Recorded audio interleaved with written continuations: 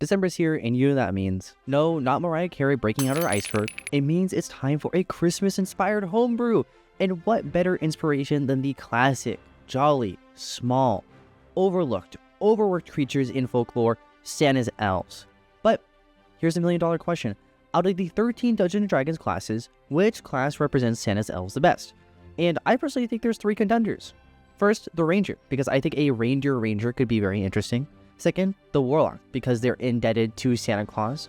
And third, the Artificer, because they make toys. Now, after a little cognitive action, I decided to opt for the Artificer. Not because I don't think the other options aren't cool, but because of the first level feature, Tinker's Magic. Tinker's Magic has been updated in the new Eberron book, Forge or the Artificer, and allows them to create small mundane items from a curated list. Items such as ball bearings, baskets, bed rolls, bells, caltrops, grappling hooks, crowbars, hunting traps, etc. You get the gist. But I think this feature perfectly emulates the Santa's elf that we want to build, because we're not building your average, jolly, happy Santa's elf. No. We're subverting expectations.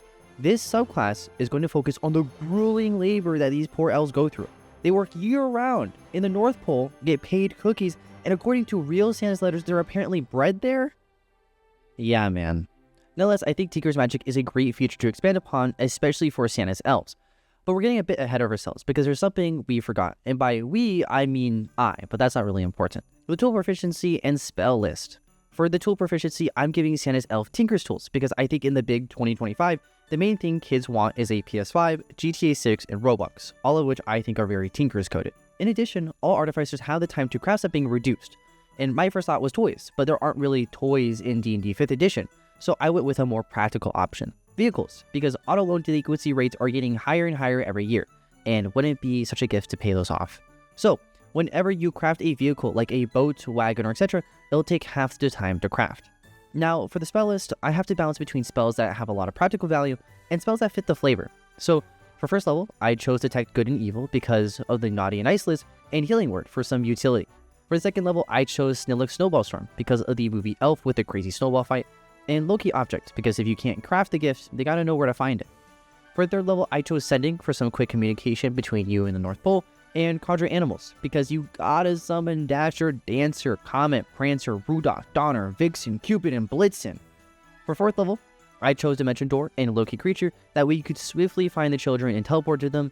And last but not least, for fifth level, I chose Modify Memory, in case anyone finds you placing those little Christmas gifts underneath the tree, and Pass Wall, because not all houses have chimneys. Now that we got the tool proficiency and spell list down, it's time for third level features, and I have 2 ideas for this. The first idea comes in 2 parts. First off, elves and productivity. I really want to emphasize that you're Santa's elf, not a Tolkien elf, which is graceful and uses a bow and all that kind of stuff. You're Santa's elf, which is a lot more like a gnome. I also want to emphasize that as Santa's elf, you need to be productive as they work all the time in the cold, building toys for a bajillion children, just like another country I know, China. But by combining the concepts of elves and productivity, I made the third level feature Forever Jolly. You've been inducted into Santa's workforce. You gain the following benefits. As a magic action, you can become a size small. You don't gain exhaustion levels from dehydration, malnutrition, or suffocation. You don't need to sleep. You can finish a long rest in 4 hours if you spend those hours in a trance-like meditation, during which you retain consciousness. You gain resistance to cold damage, you have dark vision with a range of 30 feet, and you no longer die of old age. All these benefits coalesce to make you look and feel like Santa's elf, while keeping productivity high by removing all your bodily necessities. The second idea is related to Tinker's Magic. I said earlier that Tinker's Magic perfectly captures what I'm looking for, and you know what, let me just show you what I mean. At third level, you gain mass production. You learn to make toys for the general populace. Whenever you use Tinker's Magic, you can now create the following: any simple or martial weapon, chainmail, chain shirt, hide armor, leather armor, mundane items worth 25 gold pieces or less, padded armor, ring mail, scale mail, shields, and studded leather armor. In addition, you can now use Tinker's Magic a number of times equal to double your intelligence modifier, minimum of 2. I doubled the use of Tinker's Magic because by increasing the amount of items you can make, I think it makes each item feel less special, which is why I named the feature Mass Production. I also added armor and weapons because I still want the class to provide value. And while many Artificer classes obtain features that bolster themselves, Santa's Elf is unique in that it provides a lot more value for the adventurers around them than they do for themselves. Now that we're done with the third level, it's time for the fifth. But if you've been really enjoying these videos, I'd really appreciate if you liked and subscribed, as it would really help grow the channel. With that being said, for the fifth level, I've got 2 ideas. The first expands on mass production. It's called Efficient Production. Great naming, right? You can now make mundane items worth 50 gold pieces or less, splint armor, breastplate, and half plate. As for the second idea, I was funnily enough inspired by fencing. You know how you can alter your rapier with different hilts? We're doing something similar, but instead with weapons. This feature is called personal weaponry. Whenever you use Tinker's Magic to create a simple or martial weapon, you can apply one of the 8 following weapon properties onto it. First up, we got auto-supplied. If the created weapon lacks ammunition, it produces its own, automatically creating 1 piece of magic ammunition when the wielder makes a ranged attack roll with it. The ammunition created by the weapon vanishes at the instant after it hits or misses a target, that way you never need to buy any ammo or keep track of it. Second, we've got ergonomic handling. The created weapon loses the two-handed property. Third is finesse. When you're making an attack with the created weapon, use your choice of strength or dexterity modifier for the attack and damage rolls. But you must use the same modifier for both the rolls. Fourth is the light property, which is exactly as it says. The created weapon gains the light property. But at least you can now use two-handed fighting a lot more frequently. Fifth level is lighter material. The created weapon is no longer considered a heavy weapon. So if you're a weak fella, you no longer gotta be a strong fella if you want to lift that heavy weapon. Sixth is loading. You can ignore the loading quality of the created weapon. That way archers can now extra attack from afar without worry. Seventh is the reach property. The created weapon gains the reach property, which is just another 5 feet of range. Eighth is thrown. The created weapon gains the thrown property with a normal range of 20 feet and a long range of 60 feet. And last, but certainly not least, versatile. The created weapon can now be used with 1 or 2 hands. If the weapon is used with 2 hands, the damage die increases to the next highest damage die, with 1d12 being the maximum. So, for example, if you apply versatile onto a dagger, the dagger's damage die changes from a 1d4 to a 1d6 when held with 2 hands. I added these 8 weapon properties because I thought the idea of altering the physical weapon could be fun to play around with. And because you're probably giving these custom-made weapons to an ally, it'll feel a lot more like a Christmas gift. You see what I'm saying? Since it's custom-made.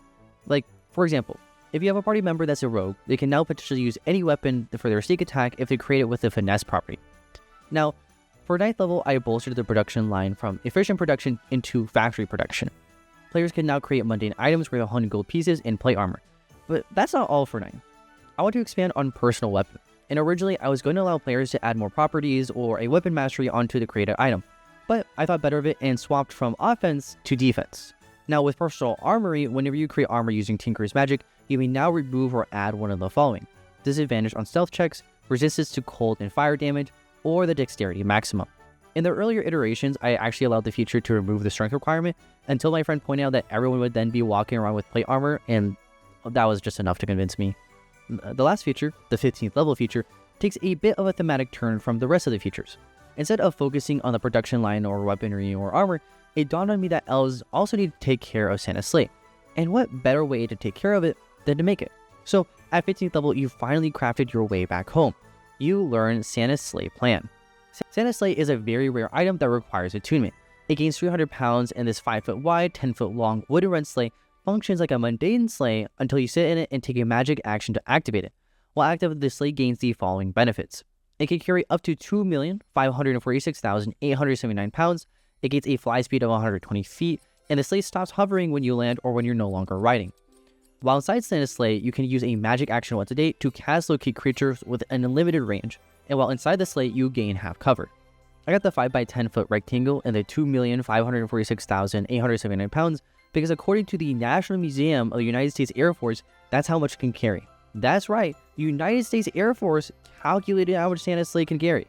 Think about that. I also thought that both the flight speed and the locate object with unlimited range were both fitting for the purpose of Santa's sleigh, which is tracking down young children and chasing them down. Now, on a macro scale, I am very happy with the subclass. I think the theme and the execution of it are done pretty well. But there are 3 problems I have with it. First, unlike the other Artificer subclasses, it doesn't have a lot of combat options. For example, the Battlesmith gets their Steel Defender, and the Armorer gets their Iron Man-like suit.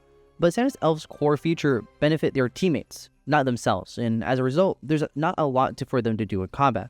A small fix I found is the acid item that costs 25 gold pieces and deals 2d6 acid damage on a hit. Using Tinker's Magic, you could use this to spice up combat. The second problem I found is mass production abuse. It's very easy for a player to sell the mundane items they're creating, and although the items do disappear at the end of a long rest, it is still possible to be abused. It'll be one of those things that differs from table to table and player to player, but the best solution I found is the optional rule where it's against Santa's code to sell any items you create. And the third problem is Santa's sleigh. I've never made a homebrew item before. If I'm going to be so honest with you, I've never done it. and I honestly have no clue how weak or how strong that item is. I think the feature is generally strong, but to be honest with you, I'm just not too sure. With that being said, if you enjoyed the video, please like and subscribe. It'd really help out my channel. And if you have a homebrew that you want to be reviewed, please submit it in the comments.